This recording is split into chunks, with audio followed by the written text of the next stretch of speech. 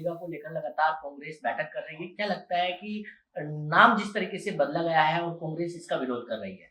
देखिए, पहली बात तो ये है कि ये नाम पहली बार नहीं बदला गया।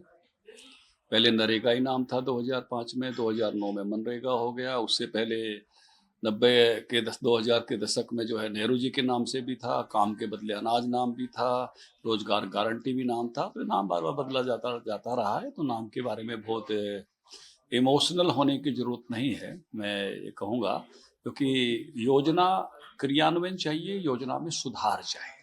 और गांधी जी का नाम तो वैसे भी देश में बहुत बड़ा नाम है, राष्ट्रपिता हैं वो।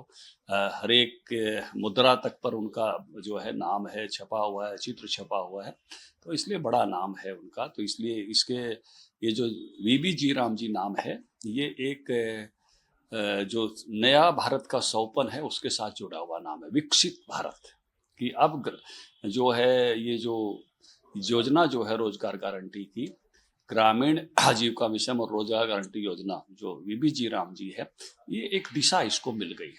सबसे बड़ी बात तो सबसे पहले मैं मनरेगा के जो पुराने साथी थे जो वीबी जी राम जी में जुड़ गए हैं, उनको इस बात की बधाई दूंगा कि पहले उनको 100 दिन की गारंटी थी, अब 125 दिन की गारंटी। अगर मुझे हरियाणा का ही उदाहरण देना हो तो पहले वो 40,000 रुपये लेते थे, क्योंकि हरियाणा में 400 रुपये है। अब वो 50,000 रुपये लेंगे, 10,000 रुपये उनके बढ़ गए। और दूसरी बात मैं ये कहूँगा कि पहले पैसे काफ़ी काफ़ी दिन तक लेट हो जाते थे, अब जो है 15 दिन में दिए जाएंगे, और नहीं दिए गए तो ब्याज दिया जाएगा। तीसरी बात मैं ये कहूँगा कि जो 60 दिन का फसली अवकाश इसमें दिया गया है, उसका फ़ायदा ये होगा कि फसल के समय में जो मजदूर भाई हैं, वो दूसरी जगह से भी अपने घर का अनाज, दालें, बाकी चीज़ें फसल से ले लेंगे, और ये राशि जो है उनको मनरेगा की मजदूरी से मिल जाएगी। तो उनके घर की समृद्धि और आमदनी और बढ़ने वाली है, और इससे किसान भाइयों को भी फायदा होने वाला है, क्योंकि उस समय उनको मजदूर भाइयों की जो ज़रूरत होती है वो उनको मिल सकेगी। और एक बड़ा लक्ष्य लेकर, जैसे जल संरक्षण है, जलवायु संरक्षण है, जिस प्रकार से आजीविका के आगे बढ़ाने का विषय है, इंफ्रास्ट्रक्चर ग्रामीण अवसंरचना का विषय है, उसमें अब स्थायी काम कर सकेंगे।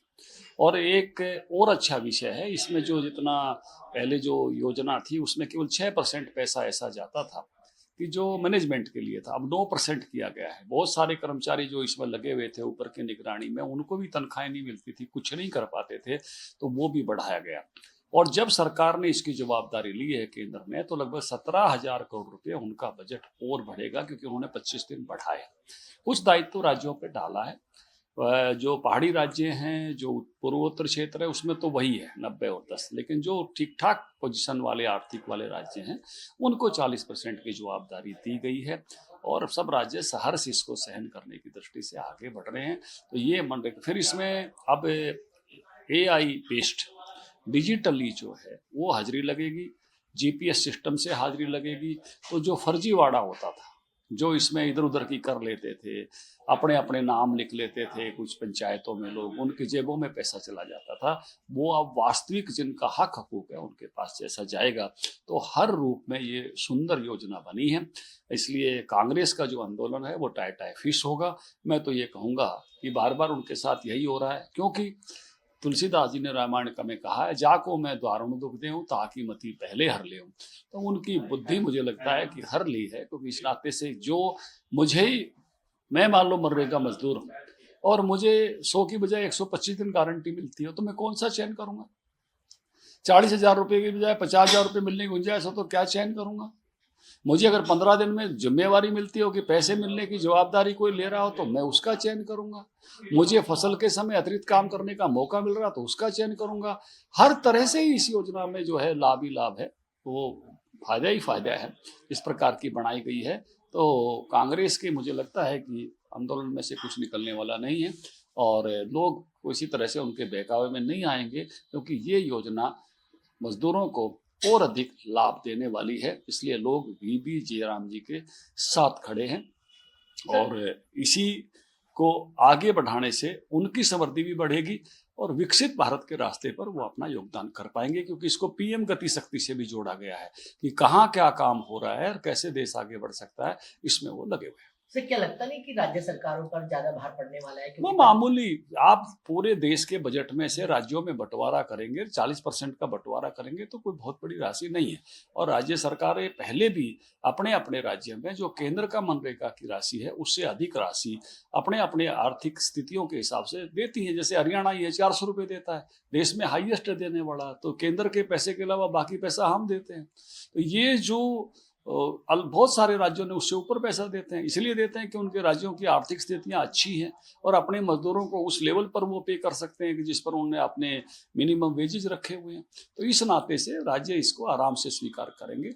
ये मुझे लगता है कि एक ऐसा डिसीजन हुआ है जिस पर मजदूर और किसान दोनों खुश हैं। जो है वो गुरुग्राम में बुलाई गई है वन नेशन वन इलेक्शन को लेकर, किस तरीके से आप देखते हैं? एक व्यापारी सम्मेलन है, व्यापारी सम्मेलन व्यापारी संगठन कर रहे हैं। देश भर में व्यापारी संगठनों ने निर्णय किया है कि वन नेशन वन इलेक्शन के साथ खड़े होंगे और देश भर से इसके न्योते आ रहे हैं। मैं उसमें जाने वाला हूँ, सुरेंद्र नागर जी जाने वाले हैं।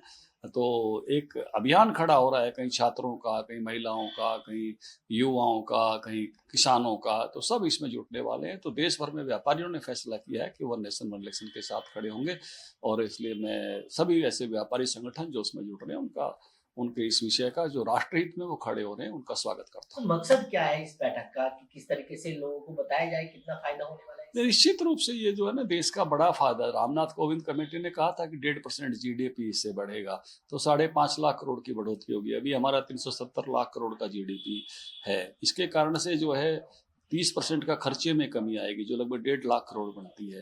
15 राज्य ऐसे हैं जिनका बजट 1.5 लाख करोड़ से कम है, तो एक बड़ा फायदा इसमें से होने वाला है। इसमें कम से कम जो कार्य दिवस लगते हैं पार्टी के वर्करों के और जो चुनाव में लगने वाली मशीनरी है उसके अगर पैसा देख लें, क्योंकि एक आदमी 1600 रुपये प्रतिदिन का जीडीपी उसका है, वर्किंग पॉपुलेशन का बनता है, तो 2,82,000 करोड़ रुपया बनता है।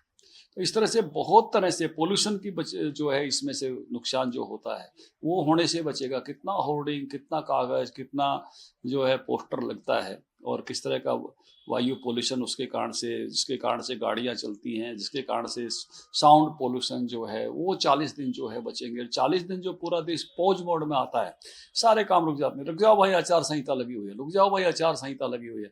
हरियाणा में पिछली बार 2024 में जो है वो आपने देखा कि हमने 3 बार आचार संहिता देखी। हमारा पूंजीगत बजट का 50% खर्च नहीं हो पाया, 120 दिन रुक गया। तो देश जो ऐसे रुकता है उससे जो है जो हमारी इकोनॉमी पर ब्रेक लगते हैं वो तेजी के साथ आगे बढ़ने का मौका इससे मिलेगा। तो ये अब जन अभियान बन रहा है, लोग इसके साथ जुड़ रहे हैं।